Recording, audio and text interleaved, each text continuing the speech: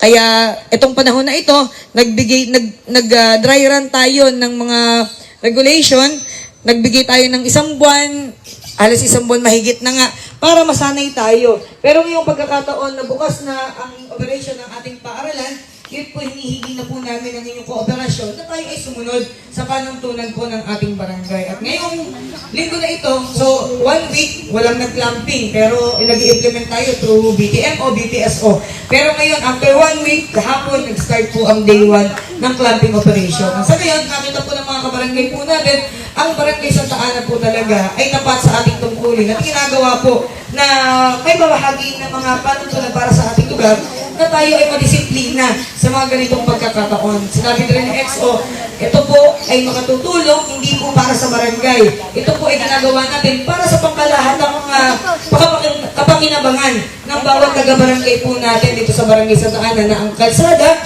ay magamit po ng bawat mga kabataan, lahat po ng walk of life, lahat ng sektor ng ating barangay, magamit na maayos ang ating kalsada, wala ating makapaglakad, makadaloy na maayos yung 2 wheels, 3 wheels, 4 wheels, at iba pa, sa ganang kapakinabangan ng bawat isa. Okay, so nais ko naman pong mapakinggan yung feedback doon sa naging operation na ng ating barangay mula naman po sa mga magulang at school head ng ating Santa Ana Elementary School. Nagawad siya, baka pa pwede marinig po mula sa inyo. Hindi ka makagawad kasi pagka gumanon yung mic, tutunan.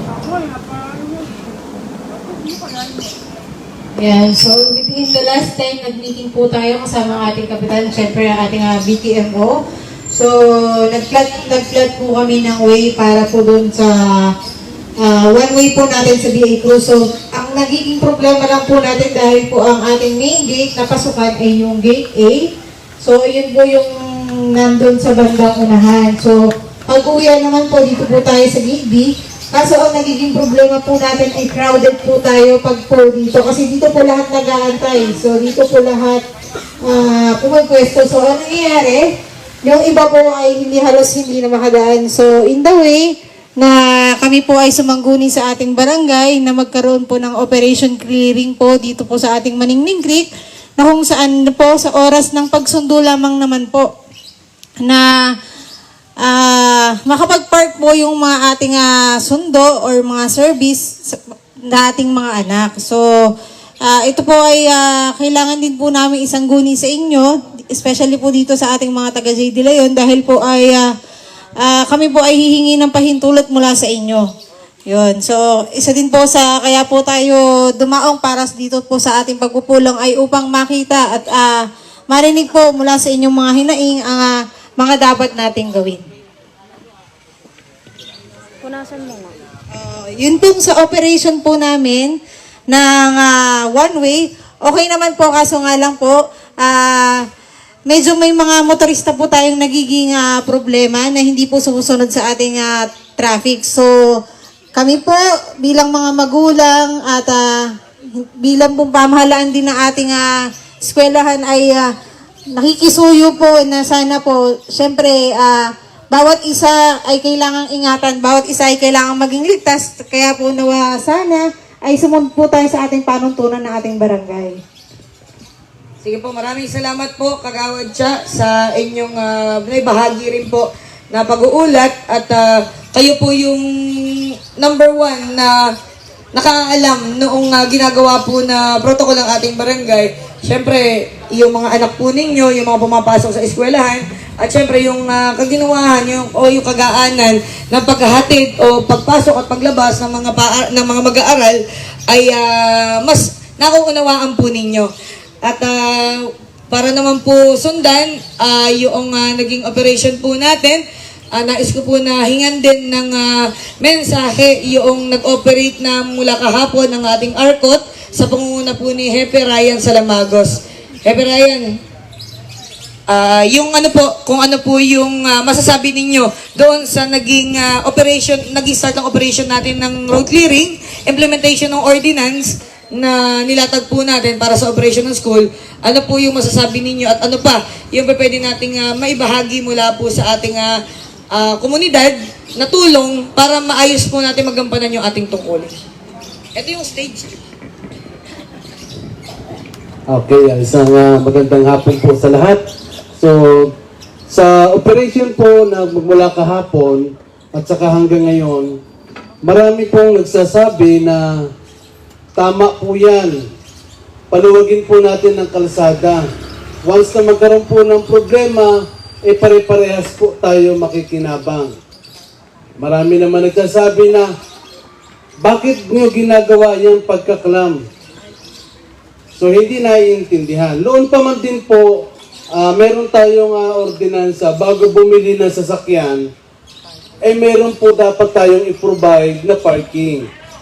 So, hindi po natin yun tutulong na balangkas ng husto dahil napakalalim na po noon.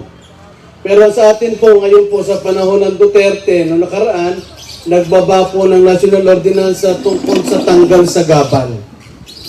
So lahat po yan, lahat ng mga nakakaharang po sa kalsada ay kailangan po natin tanggalin. Hindi po natin hinahadlangan yung pagninegosyo, yung pagtitinda. Alam po natin ang ambulant vendor ay rolling store. So kailangan po talaga ay sila ay umiikot para po doon sa mga dadaan ng mga sasakyan maluwag. Sa ating pong sidewalk, kailangan po natin madaanan ng tao. Yung kalsada, madaanan ng mga sasakyan. Para po iwas at ligtas ang pamayanan sa anumang magiging problema. Lahat po tayo nag-iingat. Pero yung problema na dumarating kada minuto ay hindi po natin masasaklawan. Makiisa na lang po tayo sa programa ng barangay, sa programa ng munisipyo, para po sa kapayapaan ng pangkalahatan. Sa una po talagang masalimuot, mahirap. Pero pag naglaon po yan panahon ng atang oras, araw, na matututunak sila kung saan po dadaan, magiging maluwag po para sa ating lahat. Para mas maluwag ang kalsada, mas maganda, mas malinis para sa ating lahat. Maraming salamat po. Thank you, Kuya Ryan. Actually, sa totoo lang, mahirap talaga yung tungkulin na iniatang sa kanilang grupo kasi diyan talaga lalabas yung mga masasakit na salita na makikita mo at maririnig mo kapag nag-ooperate tayo ng mga sasakyan na mga nakaharang po sa ating kalsada. Kaya kami po ay talagang sumasaludo sa inyong ginagawa at syempre nakikiisa at nakikibahagi sa ginagawa po natin. At sana yun din po ang ating panawagan sa bawat sektor mo ng ating komunidad, sa bawat mga kabarangay po natin, ang inyong support at pangunawa sa mga proyekto at programa ng ating barangay. Kasi hindi natin ito magagawang maayos kung mayroon pong hindi makapagbahagi po. Dadaan po ba? Pwede. Kung hindi po nyo ibabahagi o hindi namin maririnig kung ano ba yung concern ninyo. So nais kong balikan bago ko pagsalayain si Kuya Romel mula sa TODA sector, yung binanggit po ng ating representante ng GPTA na kanilang inire-request itong gilid ng eskwelahan na pansamantala ay maging paradahan ng mga tricycle, ng mga motor, ng mga service vehicle, ng mga susundo at maghahatid. Actually, sundo lang to, di ba? Pagkahapon lang, tanghali tsaka hapon. Dahil dito po raw sa gate B, lumalabas yung mga bata. Sa gate A, ang pasok doon sa tapat ng Alpha Mart, dito sa gate B, sa tapat ng Talipapa, dyan po lumalabas. Kaya dito po sila i-exit, pwede silang dumiretso ng BA Cruz, pwede silang pumasok ng J. De Leon. Maayos at maluwalhati po nila magagawa iyon kung ito po ay clear at maayos po ang ating kalsada. So, nais ko po na mapakinggan at mula po sa ating TODA sector na sila rin po yung kinakatawan noong mga service vehicle na mga sumusundo at naghahatid ng ating mga mag-aaral. At pinagkakatiwalaan ng mga magulang na magabayan sa kanilang pagpasok at pag-uwi ang mga minamahal nating mga anak. So, nais ko matawagan po ang ating TODA Fed President, Kuya Romel Sanggalang. Hello po, magandang araw po. Lalo na po sa mga taga J. De Leon. Ay, Pastor. Ang TODA po ay isa sa pangunahing puhunan yan ay lansangan. Yan po ay inaabot humigit kumulang sa 24 oras na namamasada. At ang BA Cruz po ay walang pinagkaiba sa EDSA. Yan po yung pinaka-main road natin. Ang BA Cruz po ay nahahati sa 2 barangay. Bilang boses po ng 9,000 na magta-tricycle sa buong Taytay, since nasa barangay Santa Ana tayo, yung na lang sa Santa Ana, sa barangay natin pag-usapan natin. Ang pagpapatupad ng one way is Monday to Friday. Tama ba, XO? Monday to Friday. So kami po sa mga TODA, may tinatawag po kaming coding, which is ang pagpapatupad is Monday to Friday din. So, ibabalik ko sa barangay Santa Ana na mayroon 385 na aktibong bumibiyahe from Monday to Friday. So, i-fraction na lang natin na ang TODA na yan ay hindi lahat gumagamit kasi hindi naman pare-pareho ang rota ng magta-tricycle. Kasi ang rota ng sa barangay Santa Ana is door-to-door. So, usually, ang gumagamit lang ng BA Cruz, kasi ang pinaka-major agenda natin dito yung SAES yung school ng SAES.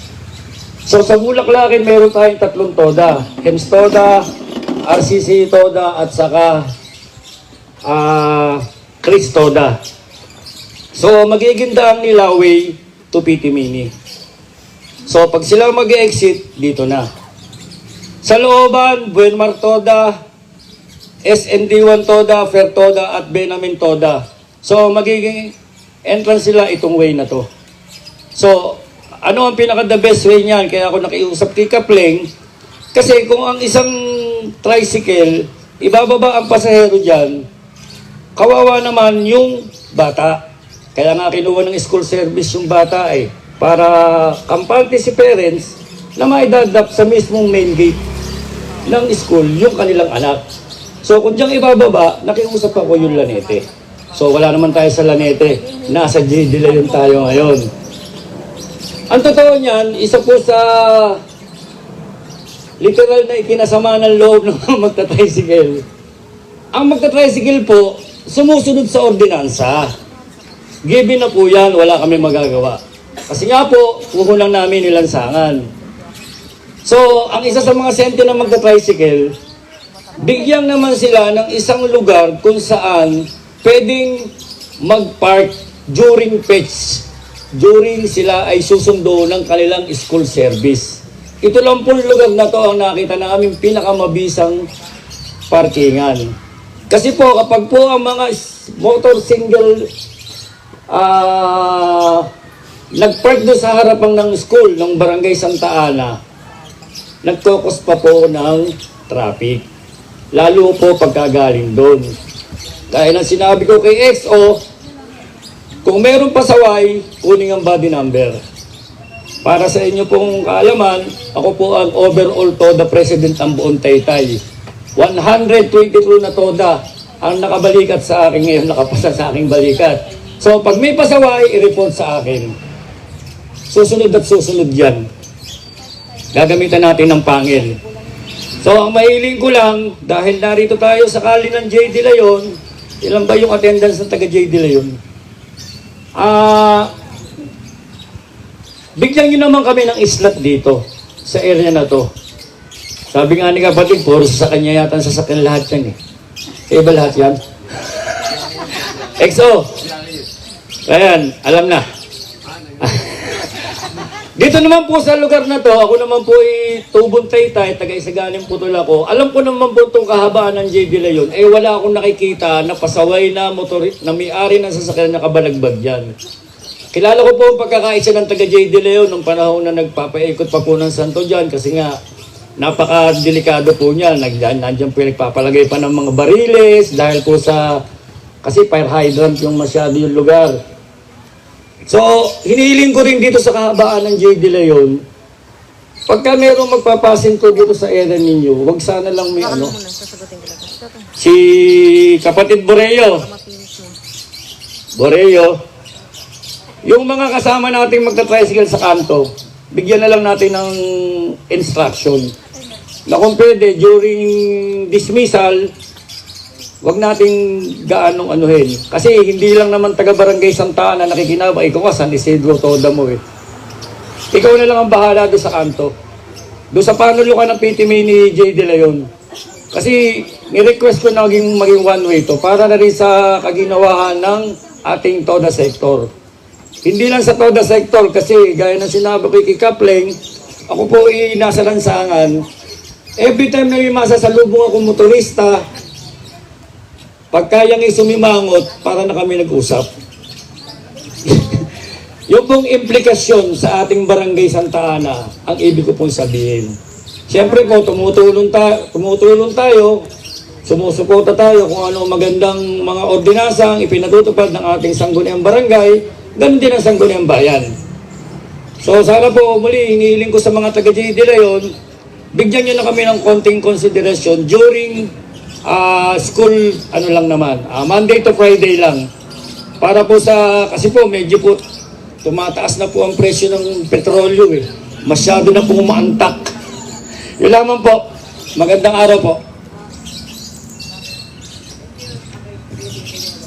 Okay, maraming salamat, Pres Romel. Napakaganda po nung inyong concern at yung binanggit po ninyo na request dito sa J. De Leon, actually, that's the topic. Yun po yung dapat natin pag-usapan at pagtulong-tulungan. Yan, nakaharap po yung mga magkakapitbahay ng J. De Leon, yung mga owners po ng mga nakaparking dito. So, sa kanila po natin malalaman ano po yung pwede nila maibahagi para sa barangay, para sa paaralan, para sa mga kasama natin sa TODA. At pangalawa, yung Lanete Street, nais ko pong ibahagi sa ating TODA-PED na ito po ay isa sa mga mahigpit natin na binabantayan ang Lanete. Andyan po ang ating BPSO, andyan po yung BTMO, andito rin po ang ARCOT. Ang Lanete po ay magiging one way mula BA Cruz, papasok ba? Mula Nara, papasok ng BA Cruz. Pero sila po ang mga taga Lanete kahapon nagpunta po sa ating opisina at nagre-request kahit single na motor sa isang side nakaparallel sa kalsada, pwede bang ipakiusap? So sabi ko, kung yan naman ay masasakop lang ng kalahating metro o kahit na 2 piye, pwede po natin yung mapagtulong-tulungan na mapagbigyan. Basta maluwag na makadadaan ang 4 wheels, maluwag na makadadaan po ang 3 wheels, at syempre mga kapwa motor, siklo. So nais ko po, TODA-PED Press, Kuya Romel, okay lang po ba yun? Sa lapad ng Lanete Street, siguro ang lapad nun around 4 meters. 3.5 na makukuha natin para daanan po ng mga 4 wheels at mga 3 wheels. Pwede na po ba yun? Siguro, tricycle lang. Pero I doubt it na yung 4 wheels makakapasok doon. Sige po. Baka baka magka-problema pa sa pihet ng sasakyan. Meron po ba pumapasok na 4 wheels sa Lanete? Wala naman. Sa Nara natin, sa Maria Clara natin pinadadaan pagka 4 wheels. Okay. Siguro, yun na lang po ang pwede nating ipaloob pa doon sa nakalagay na paskil doon na one way for 3 wheels only. Tapos yung 4 wheels doon sa Maria Clara Libis dumaan. Okay po ba yun? Pero yung parallel parking po ng mga motor, okay lang po ba? Na doon natin gawin sa Lanete. Yun na lang ang pakiusap ng mga taga Lanete.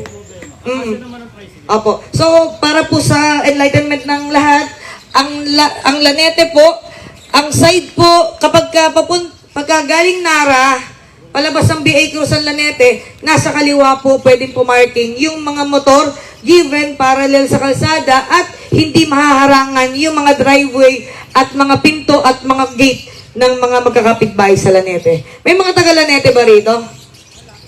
Nag-invite ako ng mga taga Lanete, sabi ko dito na magpunta para magkausap-usap. Pero sa mga nanonood po sa live ng mga taga Lanete, yan, nandito ongoing pa po yung ating public consultation. Sana po ay makapasyal kayo para makibahagi po kayo sa mga concern na pwede po natin mapagtulungan. So, dahil nasagot na po natin yung concern ng ating TODA, dito naman po tayo sa J. De Leon hihingi ng feedback o hihingi po ng karagdagang impormasyon o ano po yung solusyon na maitutugon po natin doon sa request po ng mga magulang, mga parents ng school. Ganon din po yung request ng ating mga kasamahan sa TODA sector na mga sumusundo at naghahatid ng ating mga mag-aaral, ng mga bata na dito po sa side ng school. Siguro ito lang naman po mula dito sa gilid ng school, palabas ng BA Cruz. Ano, etong private na to, siguro pwede na lang nating i-regulate kung ano po yung pwede natin mapag-usapan. Okay po ba yan? Sa ating mga ayan, hanggang dyan lang sa may vicinity po ng school. Okay na po ba yan? Sige po. So, nais ko po na hingin po ang, sino po yung pwedeng magbahagi ng concern? Kuya, ikaw na. Para po sa inyong concern kung paano po tayo magkakatulungan dito po sa state. Kasi katulad ng sinabi ko kanina, yung request po ng mga parents, request ng TODA, magkaroon ng isang point of, kumbaga parang short waiting area para sa mga sumusundo, naghahatid, at mga naghihintay ng mga magulang kasi hindi sila pwede sa BA Cruz eh. Dito po talaga nila nire-request kung pwedeng dito. Yan lang po sa harapan ng school. Dito naman, pwedeng i-regulate. Sabihan po ninyo kami kung paano natin i-regulate yung area. Kuya. So yun, nakita namin yung map, no? So okay naman. Ang main concern lang kasi ng JDL is nung naging one-way ito, is meron pumapasok from Bitimini. So nakita namin yung map na pinamigay ngayon. So na no entry na yung... So wala nang lahat papasok na papuntang Bitimini. So wala lahat. So with that, okay na kami sa ano. And for the parking dito, coordinated naman kay sir na so kasi we're not aware na so noon kasi nung nag-aaral pa tayo dyan, lahat kahit saan tayo lumabas, no? So sa gate 1, sa gate 2. So ngayon pala kasi sa gate 2 na lang pala lahat lumalabas. So talagang magiging crowded yung banda dito. So okay na naman kami nag-coordinate na naman yun and we agreed na naman sa implementation. Ayun ka, okay na yun. Ako na.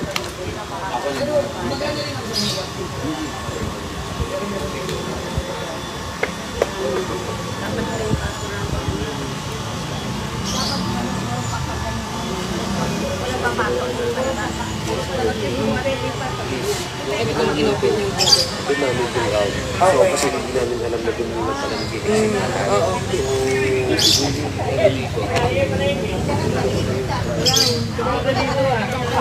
Hindi ka pwede sumalubong sa Pilipini. Habang tumakas sa one way. Thank you. Ako, salamat po. Napakagandang balita at yung inyong cooperation at participation sa ating ginagawang protocol po ng ating barangay. So, other concerns po, Pastor Jay, baka po pwede mahingan kayo ng concern patungkol po doon sa no entry sa Pitimini. No entry sa Pitimini. Nasaan si Hepe Ryan? Mukhang magkakasama na naman kami ni Hepe Ryan eh. Sabihan mo lang, bibigbitin natin ng matigas ang ulo. Okay. Magandang hapon po sa bawat isa sa pangunguna ng ating kapitan, ating mga kagawad na nandito, ang ating mga kapitbahay dito sa J. De Leon. Kung meron man nagmamahal po kauna-unahan sa J. De Leon, ako po yun. Kasi pangalan ko ang nakalagay.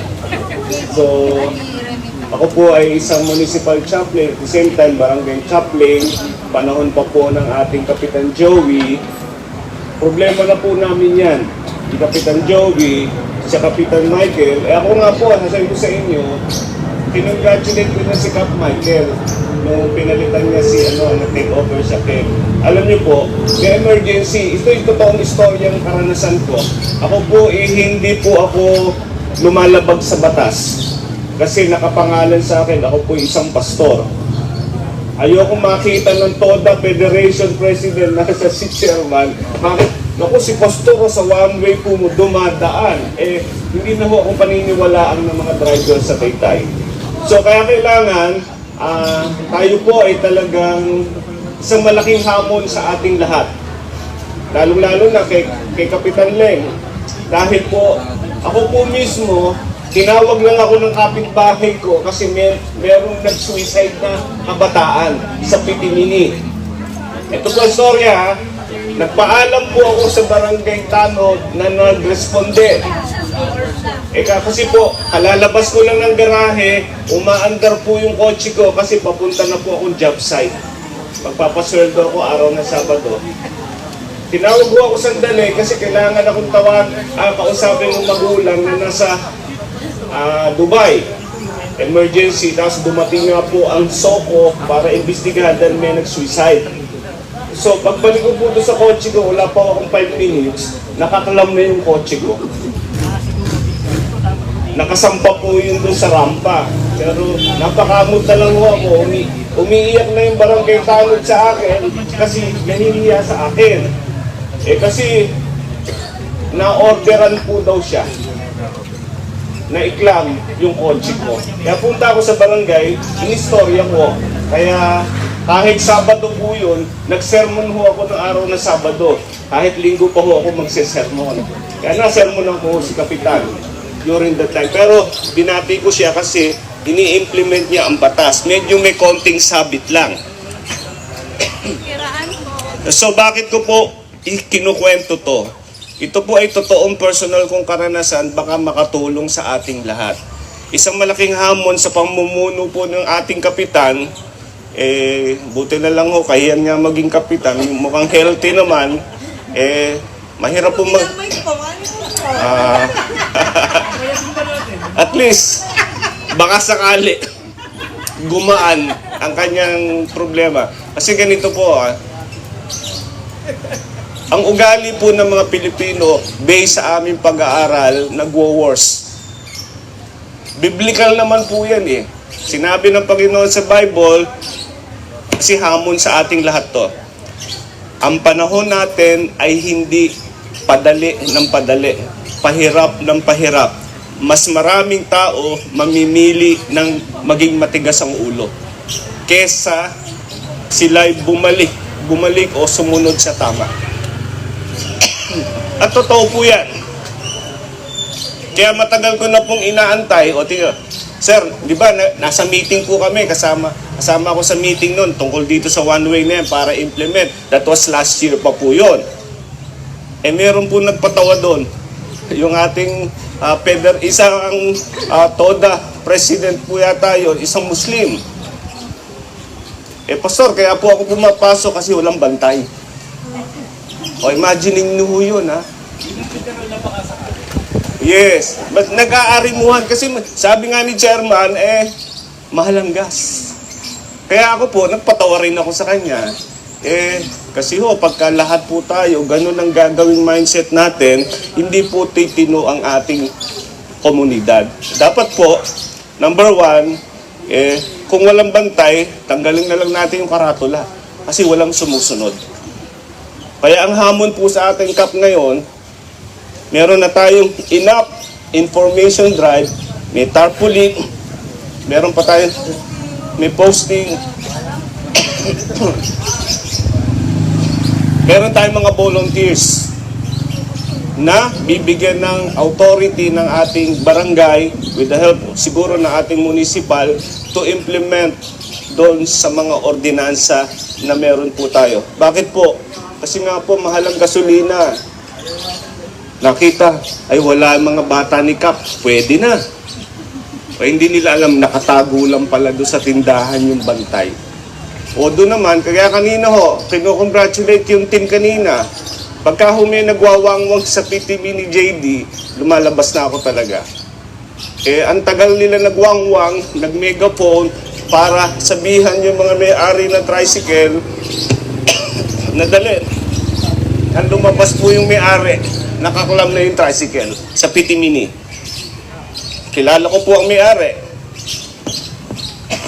Pero hindi ako nakiusap sa kanila kasi tama yung ginagawa ninyo kanina. So pwede ba natin palakpakan yung ating mga kasama?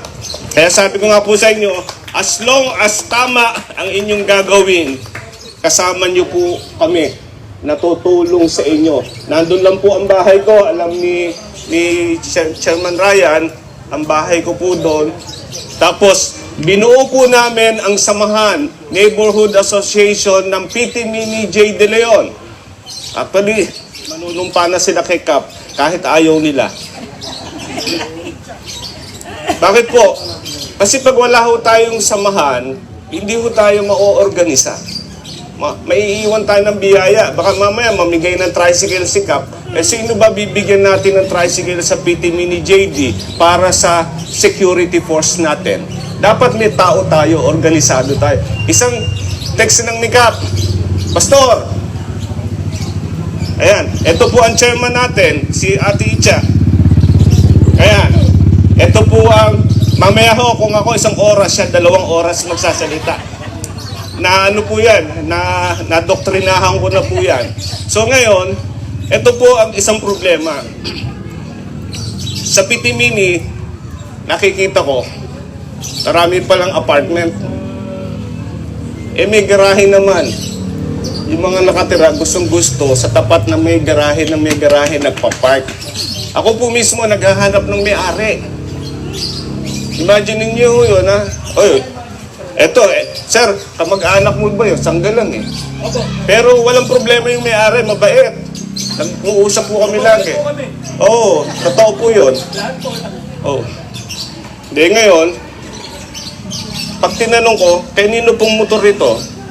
Kaya nga po ako, makita niyo sa garahe, naglagay na po ako ng halaman. Kasi madalas so, naghahanap po may-ari ng tricycle, may-ari ng 4 wheels, para ako makapasok sa garahe ko. Eh imagine niyo, paano kung si pastor rin malungkot? Kasi walang sweldo. Eh di baka mainit ang ulo ko, makaaway ko yung kung sino man yung may-ari. So para maiwasan po natin, ang hihingin po namin tulong sa inyo is enough na signage. Tapos, yung presence ng ating mga volunteers, ng ating mga opisyal, papartneran po namin ng mga volunteers dito sa J. De Leon PT Mini. At doon, mga kaibigan ko naman yung mga international TODA doon sa kanto. Kaya, kasi magkakaiba ho sila ng TODA ron, iipon lang doon sa kanto eh. Kasi wala daw pasahero doon. Marami daw pasahero dito kasi mayayaman ng taga JD. Maraming pambayad. O, di ba? Totoo yan eh. Imbis na maglakad, nagta-tricycle pa. So ngayon, imagine nyo, doon lang sa bahay namin, tapat na tapat. Bubukas ko lang yung kapraso kong gate para makalabas ako ng karsada. Maghahanap pa ako ng may-ari ng motor. Kami ang nag-a-adjust doon sa mga maling gawe ng maraming driver. Which is, dapat, kaya nga ho, inordain ng Diyos ang gobyerno to implement rule and order. Kaya sabi nga sa'yo, challenge po ito sa lahat.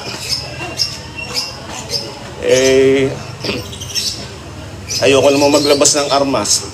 Bawal, masama, hindi tama. Ngayon, ito po. Yung pong iba, ginawa na ho talagang garahe ng motor. Makikita nyo naman po, umikot kayo lalo gabi. Makikita nyo, harapan pa yung garahe. Pag tinignan nyo po yung kotse ko, ako po ingat na ingat mag-drive. Yung 2 side mirror ko, pareho nang nakalabit ng mga manubela ng motor kasi kabilaan ng park. Napakakitid. Tapos, hindi ka makalabas, hindi ka makapasok ng maayos dahil may mga nakaparada pong mga sasakyan na hindi nararapat dito sa PT Mini. Ang JD po, hindi mo pwedeng paradahan talaga eh. Talagang one way to. Ang PT Mini, meron lugar na malapad, meron lugar na makitid, kaya kailangan po natin ng strict implementation. Kami po, sa amin pong pinag-aaralan sa spiritual, ito po, palagay ko, nabasa na ni Kaplan yun eh.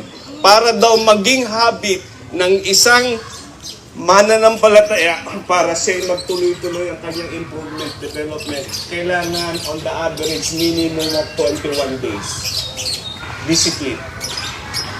Halimbawa po, kahapon nag-ikot kayo, nanguhuli kayo, dapat daw yun, sa spiritual yun, on the average po na 21 days. Pero hindi dapat 21 days, dapat tuloy-tuloy. Doon sa panahon na akala nilang wala kayo, doon kayo mag-implement para matutong. Ang tao kasi pag wala tayong implementation, pagtatawanan lang nila yung ordinansa. Yan po ang mindset ng maraming tao. Walang nang uhuli. Kaya po, salamat sa Diyos. Itong meeting na to, kahit naligaw kami, kasi ang alam namin sa meeting, doon sa kanto, sa kabila, yung pala dito, may nagmarites, Pastor, doon daw po ang meeting sa Mesapa. Yun ang good marites. So, kaya po, ayan, good marites na po ngayon yan. So, salamat sa Panginoon dahil meron mga taong tulad nyo. Ako, ibo-volunteer. Ito ho kasi, dati ho nag-request ako sa barangay noon, ginagamit ko dito. Megaphone. Importante ang megaphone meron tayo dito.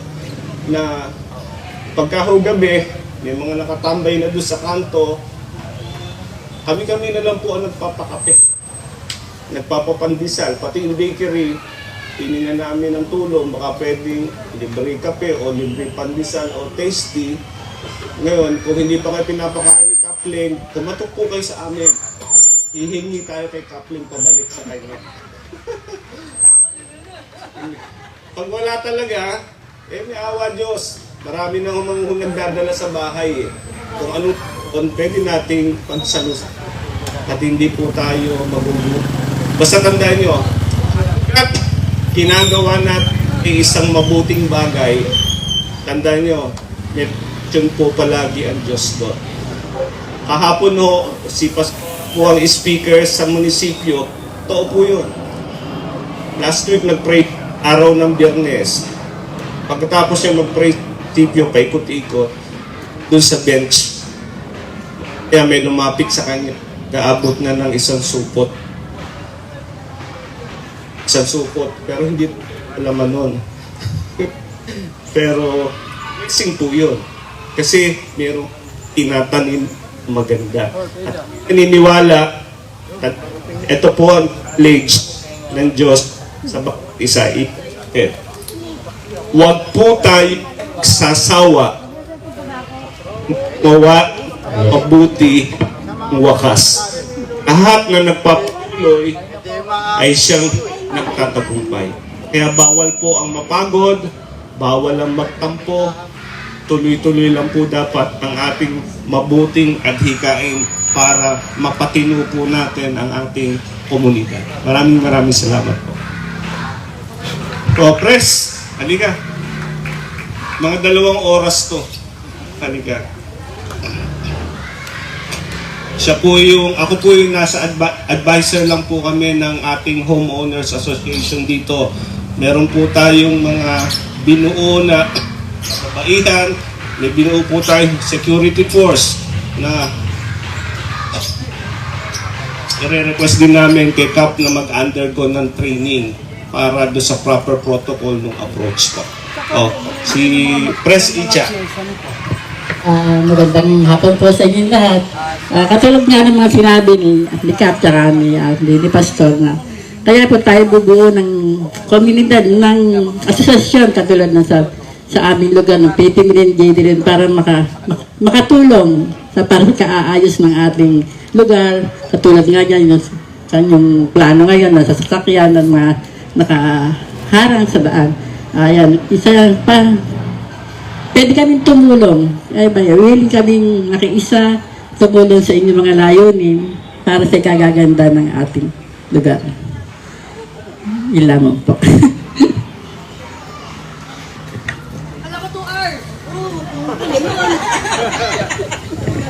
Thank you, Ate Itcha. At natutuwa po tayo dahil aktibo at meron na pong samahan na pwede natin kilalanin ang buong magkakapitbahay ng J. De Leon. Ano pa pangalan? Pitimini J. De Leon Neighborhood Association. Okay. Sige po. At thank you, Pres Itcha. Ang kaklase po ni Papa na syempre, yung inisyatiba kasi ang mahalaga na kayo ay willing na mag-stand up para sa ikabubuti o ikagaganda ng inyong community, ng inyong kapitbahayan. May mga nais pa po ba magbahagi ng concern?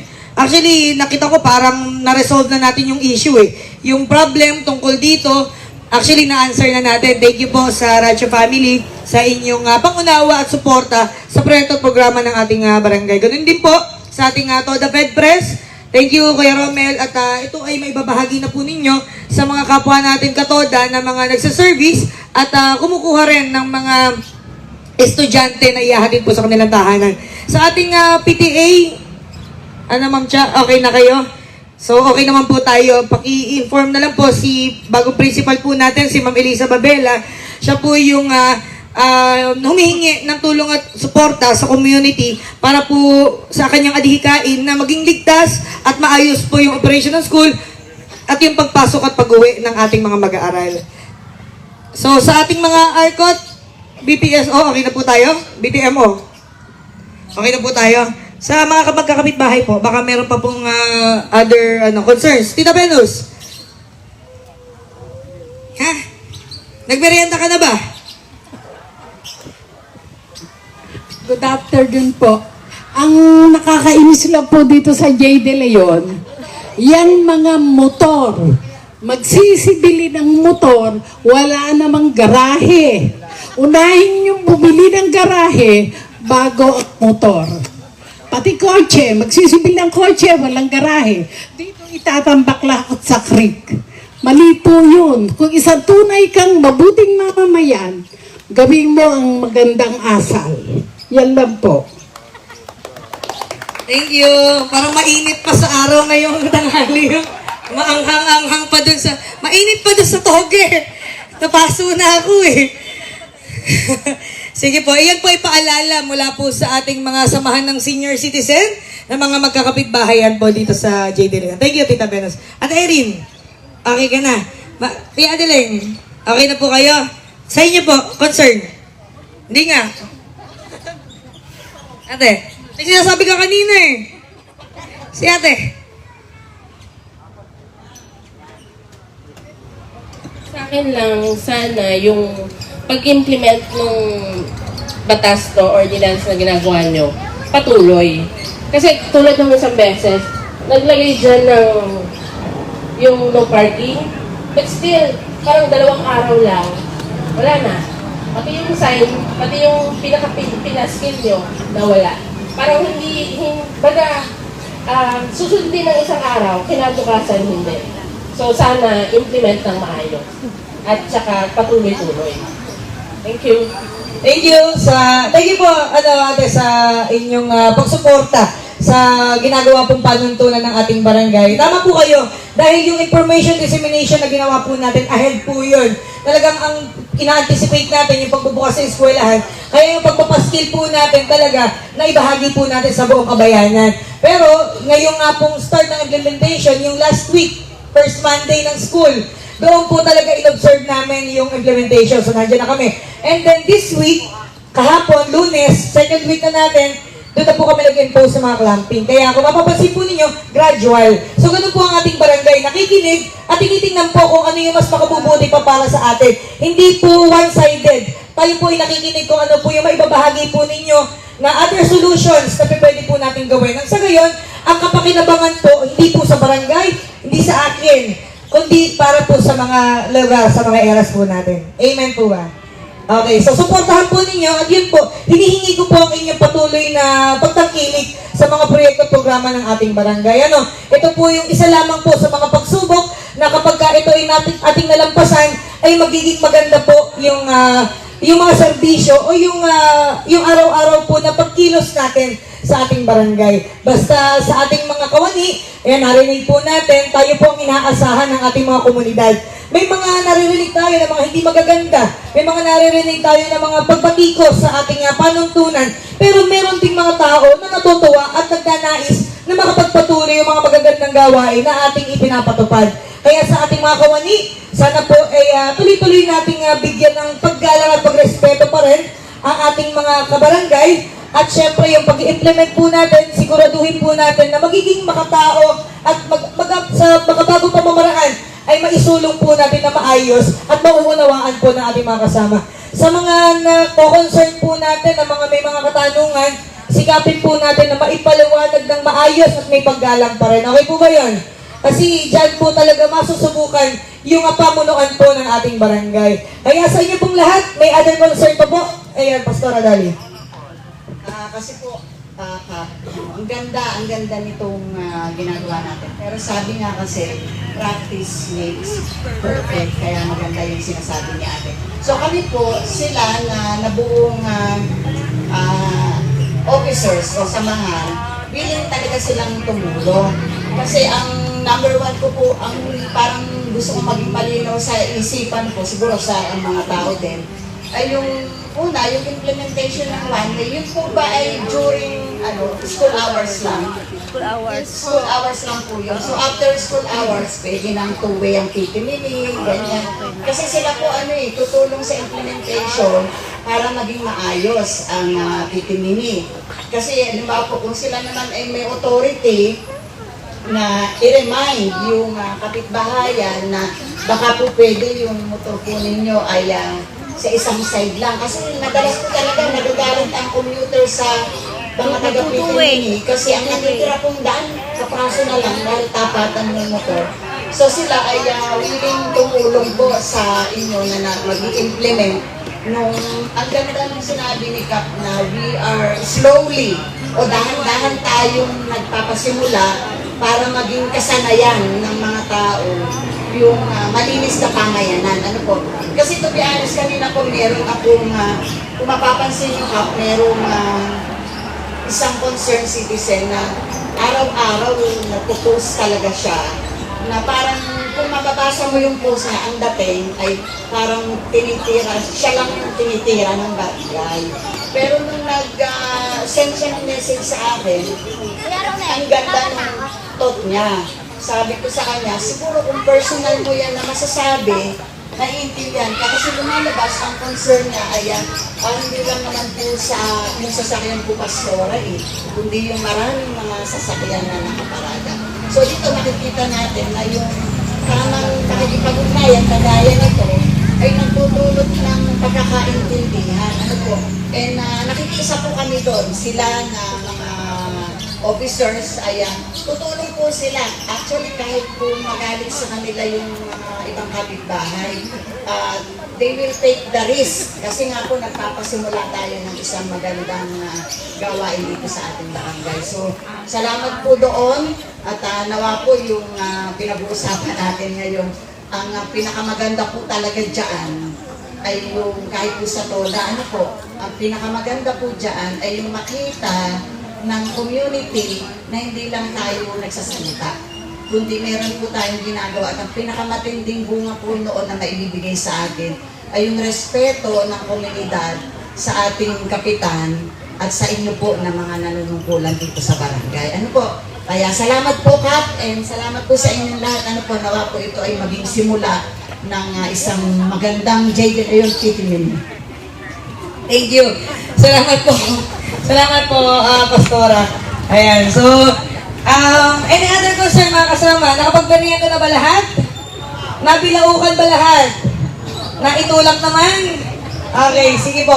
So, ayan po yung, ituloy po yung mga ginagawa po natin, mga pamamaraan, para mailapit po natin yung servisyo ng ating barangay. Sabi ko nga, mas mainam na dito sa community, dito sa inyong lugar, para mas marami po na mainggan yung magpunta. Pagka narinig lang po nila yung speaker na may mga nagsasalita at sila ay nakaka-relate sa mga pinag-uusapan, maglalabasan po yan. Kaya kanina, 5 po yung mga taga-JDL, yung binilang pa namin. Pero ngayon, halos naririto na po yung mga major marites ng ating lugar. Ay, joke lang. Ito kasi yun, nakikita ko good marites nga Ayan, so sa inyo pong lahat, hindi ko na kayo masyadong aabalahin pa. Nagkaroon na po ng kaayusan, nagkaroon na po ng kalinawan, at may babahagi na po natin ito sa mga TODA sectors, ganoon din po sa school heads and officers, sa mga magulang, ay malaking bagay po na marinig po natin na nakikibahagi po kayo sa proyekto programa ng ating barangay. So kami po sa barangay ay lumalakas po ang aming loob at para ipagpatuloy po yung magagandang adhikain po natin para sa ating komunidad. So again, kung wala na pong concern, maraming salamat po sa inyong oras, sa inyong panahon at pagkakataon na ipinagkaloob po ninyo para sa ating barangay. Sana wag po kayong magsawa na pumunta o magbigay at ng panahon ninyo para makibahagi po muli sa mga ganitong programa. Isa lamang po ito sa mga programa, sa suliranin na ating kinakaharap. Meron pa tayong kalinisan, meron pa mga tain ng aso, pero ganun pa man, alam ko, iisa lang po ang hangarin po natin. Maging maayos, malinis at maganda ang ating barangay Santa Ana. Amen? Kaya sa muli, maraming salamat po. At hindi ko na kayo masyadong aabalahin pa. Baka tumakas na yung bill ko kay nanay. Mag-iingat po kayo at tuloy-tuloy naman po tayo magbigay ng serbisyo, magpapangiti sa ating mga kabarangay. Salamat po. Pagpalain lahat naman tayo ng ating pong may kapal. Thank you po. Okay. So yung hawak po ninyo ng mga mapa, ipopost na po namin yan. At least i-validate po namin mula sa inyo na okay po tayo. Kuya Ramel, okay po tayo sa ating panuntunan. Thank you po. Mag-iingat po tayong lahat. God bless po. Very good, very good. Press. Oh, congrats, ha? Very good.